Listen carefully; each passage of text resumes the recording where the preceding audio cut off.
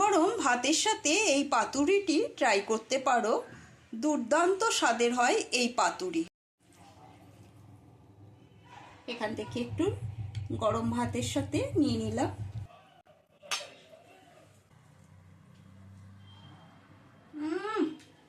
দারুণ টেস্ট। নমস্কার বন্ধুরা, আমি গোপা, তোমরা দেখছো happy with Gopa kitchen cooking.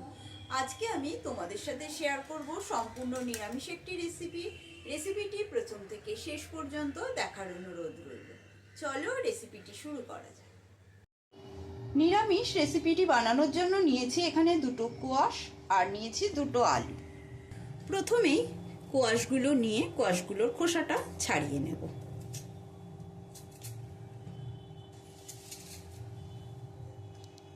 Squash ও আলু দুটোর খোসা ছাড়িয়ে ধুয়ে নিয়েছি। স্কোয়াশটা দুফালি করে কেটে নেব। এরকম দুফালি করে কেটে নিলাম। স্কোয়াশের ভেতরে এরকম একটু বীজ আছে, বীজটাকে ফেলে দেব।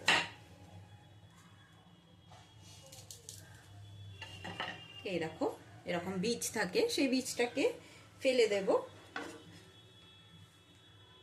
একটা গ্রেটারের সাহায্যে স্কোয়াশগুলো গ্রেট করে নেব। সমস্ত কোয়াশ গ্রেট করে নেওয়া হয়ে গেল।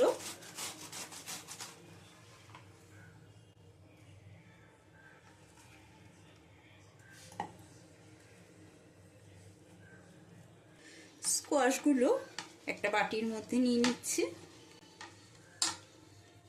এই রেসিপিটা কিন্তু দারুণ মজাদার একটি রেসিপি।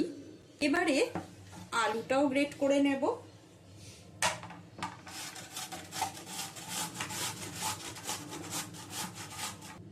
আলু দুটো গ্রেটারের সাহায্যে গ্রেট করে নিয়েছি। এবারে সমস্ত আলুগুলো আমি কাচের বোলে জল নিয়েছি, জলের মধ্যে ভালো করে ধুয়ে নেব। ডোলে ধুয়ে নিচ্ছি। 3-4 বার জল পাল্টে পাল্টে ভালো করে ডোলে ডোলে আলুগুলো ধুয়ে নিয়েছি।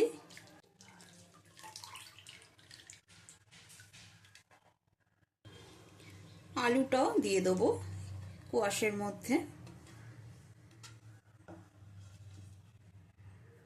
এবারে মিক্সার জারের মধ্যে একটা মশলা বানিয়ে নেব। এখানে নিয়েছি 2 চামচ পোস্ত, দিয়ে দেবো 1 চামচ সাদা তিল। তোমরা চাইলে তিলের পরিবর্তে চারমগজও দিতে পারো, আর দিয়ে দিতে পারো সাদা সর্ষে, কিন্তু আমি এর মধ্যে সর্ষের ব্যবহার করলাম না, তিল আর পোস্ত দিয়ে দেখাচ্ছি। আর নিয়েছি এখানে কুচি, নারকেল কুচিটা দিয়ে দিলাম। তোমরা নারকেল কোড়ারও ব্যবহার করতে পারো। আর নিয়েছি এখানে 4টে কাঁচা লঙ্কা, ঝালটা নিজেদের পরিমাণ বুঝে ব্যবহার করবে। দিয়ে দেবো ধনে পাতা আর জল। এই দিয়ে একটা পেস্ট বানিয়ে নেব। সমস্ত উপকরণ দিয়ে একটা মিহি পেস্ট বানিয়ে নিয়েছি। এবারে গ্রেট করে নেওয়া আলু আর কোয়াশের মধ্যে দিয়ে দেবো বানিয়ে নেওয়া পেস্টটা। দিয়ে দেবো এর মধ্যে স্বাদ অনুসারে লবণ, দিয়ে দেব হলুদ গুঁড়ো,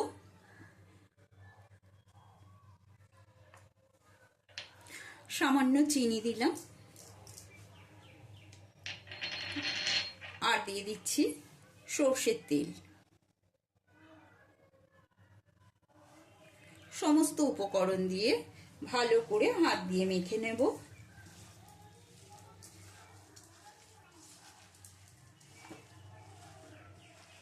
সমস্ত উপকরণ দিয়ে মেখে নেওয়ার পরে 10 মিনিটের জন্য ঢাকা বন্ধ করে রেখে দেব। গরম কড়াইয়ের মধ্যে দিয়ে দিচ্ছি সর্ষের তেল। 4 চামচ মতো সর্ষের তেল এর মধ্যে দিয়ে দেবো। সর্ষের তেলটা গরম হয়ে গেলে দিয়ে দেবো এর মধ্যে একটা বড় সাইজের পেঁয়াজ। পেঁয়াজ কেটে নিয়েছি, পেঁয়াজ কুচিটা দিয়ে পেঁয়াজ কুচিটা ভেজে নেব। পেঁয়াজটা তাড়াতাড়ি নরম হওয়ার জন্য দিয়ে দিলাম এর মধ্যে সামান্য লবণ পেঁয়াজটা বেশি লাল করে ভাজবো না। আমি রেসিপিটাতে পেঁয়াজের ব্যবহার করেছি। তোমরা যদি পছন্দ না করো তাহলে পেঁয়াজটা বাদ দিয়ে দিতে পারো, তবে পেঁয়াজটা দিলে খেতে একটু বেশি ভালো লাগে, সেই জন্য আমি পেঁয়াজটা দিলাম। এবারে 10 মিনিট বাদে ঢাকাটা সরিয়ে নিচ্ছি। ঢাকাটা সরিয়ে নিয়ে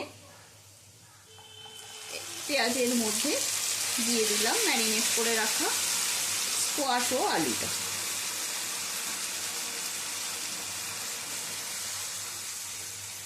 সমস্ত কিছু দিয়ে ভালো করে নেড়ে ছেড়ে নেব।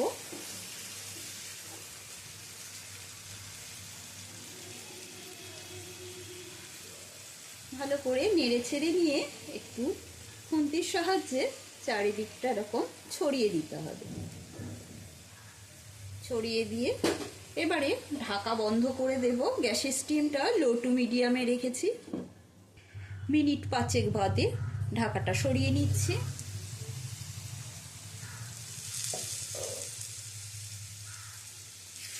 এবারে খুন্তি দিয়ে উল্টে উল্টে দেব।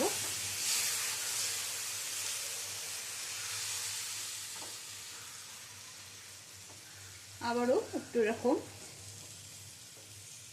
খুন্তির সাহায্যে ছড়িয়ে দিচ্ছি। এই কোয়াশ আর আলুর মধ্যে যে জলটা রয়েছে সেই জলটা শুকিয়ে যাওয়া পর্যন্ত রান্নাটা করতে হবে। দিয়ে দেবো এর মধ্যে একটা কাঁচা লঙ্কা। আবারও ঢাকাটা বন্ধ করে দিলাম। আবারও কিছুক্ষণ বাদে ঢাকাটা সরিয়ে নিচ্ছি। দারুণ সুন্দর কিন্তু গন্ধ বেরিয়েছে। যারা কোয়াশ খেতে পছন্দ করে না তাদের যদি এইভাবে বানিয়ে দাও তারা কিন্তু বুঝতেই পারবে না যে তারা কোয়াশ খাচ্ছে। এই কোয়াশের তরকারিটা এতটাই স্বাদ হয় বা এতটাই সুন্দর। ভালো করে নেড়ে ছেড়ে নিলাম। দেখো স্কোয়াশের থেকে জলটা শুকিয়ে এসেছে, আর এরকম একটু তলায় লেগে লেগে ধরবে, তখনই বুঝে যাবে এটি মোটামুটি হয়ে এসছে। দিয়ে দেব ধনেপাতা কুচি। ধনেপাতা কুচিটা দিয়ে একটু নেড়ে ছেড়ে নেব। ভালো করে নেড়ে ছেড়ে নিয়ে আবারও একটু এরকম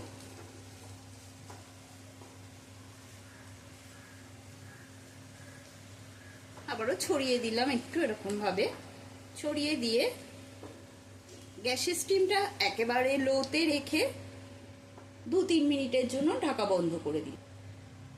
ঢাকাটা সরিয়ে নিচ্ছি। এবারে নামানোর আগে দিয়ে দেব 1 চামচ মতো সরষের তেল। আজকের মতো স্কোয়াশের কড়াই পাতুরি রেসিপিটি কমপ্লিট। যদি চ্যানেলে নতুন বন্ধু হয়ে থাকো তবে ইউটিউব চ্যানেলটি সাবস্ক্রাইব করে নেওয়ার অনুরোধ রইল। পাশে থাকা বেল আইকনটা প্রেস করে দেবে। আর যদি ফেসবুক থেকে দেখে থাকো তবে ফেসবুক পেজটি ফলো করার অনুরোধ রইল। রেসিপিটি ভালো লাগলে একটা লাইক দিয়ে দেবে, কমেন্ট করে জানাবে আজকে রেসিপি তোমাদের কেমন লাগলো। সুস্থ থাকবে, ভালো থাকবে, ধন্যবাদ।